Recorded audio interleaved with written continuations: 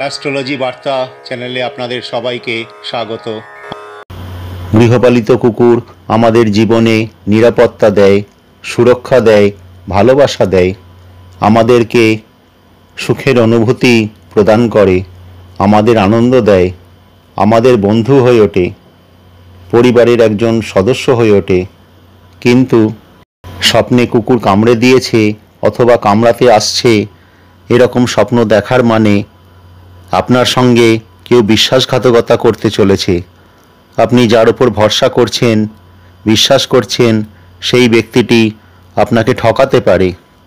যদি কুকুর পায়ে কামড়ে দিয়েছে এরকম স্বপ্ন দেখেন, তবে জীবনে ভারসাম্যহীনতা আসতে পারে।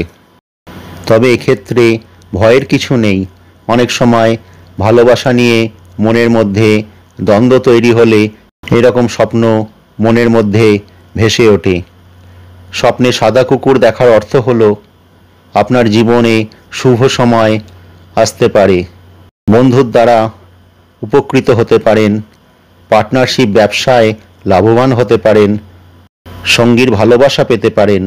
কালো কুকুরের স্বপ্ন দেখা মানে জীবনে খারাপ কিছু আসতে পারে। এর অনেক মানে হতে পারে।